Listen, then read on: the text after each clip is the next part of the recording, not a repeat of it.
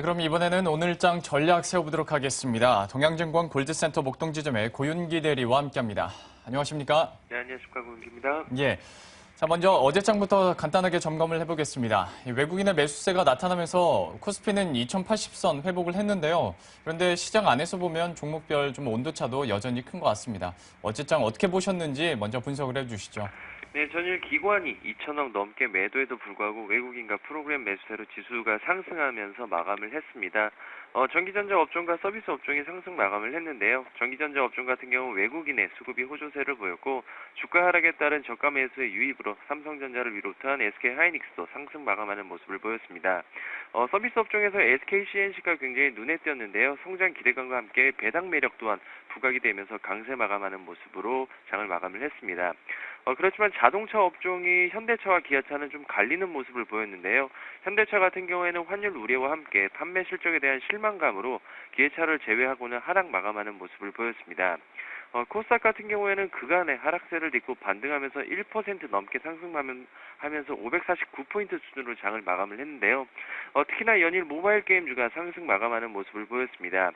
신작 게임에 대한 어떤 흥행 기대감과 함께 실적 기대감 그리고 해외 시장의 성장 기대감까지 겹쳐지면서 모바일 게임주 컴퓨터를 비롯한 게임빌이라든지 모바일 게임주가 상승 마감하는 모습을 보였습니다. 그리고 최근에 개봉한 명량 영화 명량에 대한 수혜주로서 CJ ENM 그리고 CJ CGV 대성창투가 강한 모습을 보였습니다. 그렇지만 바이오 관련주라고 할 수 있는 크리스탈과 엑서스바이오는 기관과 외국인의 동반 순매도로 하락하는 모습을 보였습니다.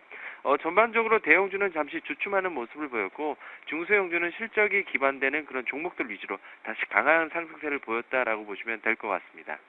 이렇게 해서 어제장 간단하게 점검을 해봤고요. 그렇다면 오늘장에서는 우리들이 어디에 포커스를 좀 맞춰야 할지 궁금합니다. 어떻게 보십니까? 네, 지금 그 미국과 유럽 증시와 한국 증시가 약간은 좀 디커플링된 그런 모습을 보이고 있습니다. 미국 같은 경우에는 전일 포르투갈 관련된 이슈가 어느 정도 잠잠해지면서 상승 마감을 했지만 유럽 같은 경우에는 그 러시아 관련된 이슈가 지속적으로 나오면서 하락하는 모습을 보이고 있습니다. 그렇기 때문에 미국과 유럽 증시는 지금 조정 국면에 지금 나서고 있는 상황인데 이머징 마켓 같은 경우에는 지속적으로 펀드 자금이 유입이 되고 있기 때문에 중국을 비롯한 아시아 증시는 상승하고 있다라고 보시면 될 것 같습니다. 현재 그 대형주 실적에 대해서는 마무리 국면에 지금 진입한 상황이고 중소형주는 이제 실적 발표를 본격화 지금 돌입한 상황인데요. 대형주는 과거 사례상 기준금리가 다음 주 14일 정도에 금통위에서 지금 인하될 것으로 예상이 되고 있는데 과거 사례상 기준금리 인하 전까지는 상승하는 모습을 보였습니다. 그렇지만 지금 현재 시가 총액 상위주에 또렷한 모멘텀은 없는 상황인데요. 이런 상황에서 지금 한 내일 정도로 예상되는 사내 유보금 관련된 세법 개정안이 어느 정도 모멘텀으로 작용할 가능성으로 판단해 볼 수 있을 것 같습니다. 그렇지만 뚜렷한 모멘텀은 없기 때문에 횡보 장세로 나올 거라고 볼 수 있기 때문에요. 그간 정책적인 어떤 수혜주 같은 경우에는 단기적으로 비중을 축소하는 전략이 유효할 것 같습니다. 특히나 이제 건설업종과 은행업종은 조금은 축소하는 전략이 유효할 것으로 판단이 되고 있고요. 오히려 그간의 그 급락이 어느 정도 나왔던 중소형주 중에서 실적 기대감이 있는 종목으로 압축해서 매매하시는 게 좋을 것 같습니다. 이번 주 같은 경우에 내일 10시 45분에 중국 HSBC 서비스 구매관리자 지표가 나올 예정이고요.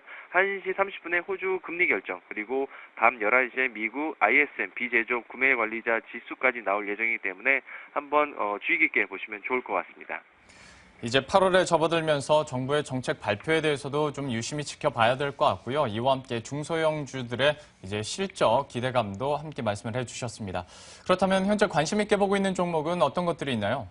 네, 어느 정도 지금 그 정부 수혜에 관련된 그런 이슈로서 한번 찾아봤는데요. 일단은 DNA 링크입니다.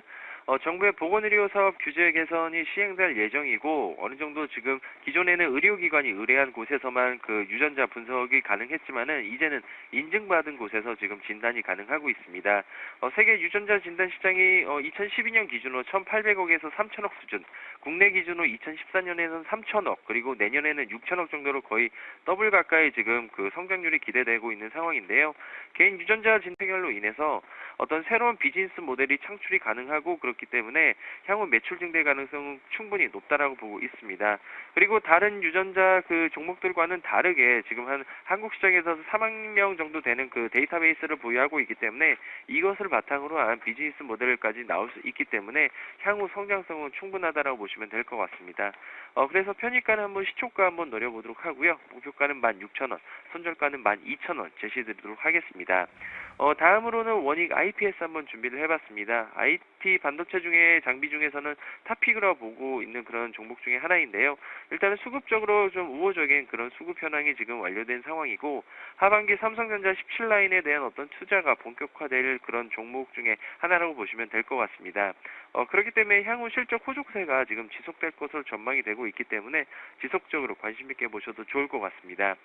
마지막으로는 대형주 한번 준비를 해봤는데요. 네이버 한번 준비를 해봤습니다. 지금 아시는 것처럼 모바일 메신저 라인의 가입자 수가 지금 전 세계적으로 지속적인 증가세를 지금 나오고 있는 상황인데 지금 라인의 IPO가 지금 가시화된 상황에서 해외 동종업체 뭐 페이스북이라든지 이런 업체들의 어떤 지속적인 상승세에 따른 수혜를 볼 수 있는 그런 종목 중에 하나라고 보시면 될 것 같습니다. 그동안 어느 정도 80만 원 위까지 충분히 내려갔다 지금 70만 원 수준까지 지금 내려온 수준이기 때문에 어느 정도 단기 조정에 따른 반등 가능성은 모색해 볼 수 있을 것 같습니다. 이렇게 해서 오늘의 관심 종목까지 체크해봤습니다. 지금까지 동양증권의 고윤기 대리와 함께했습니다. 고맙습니다. 네, 감사합니다.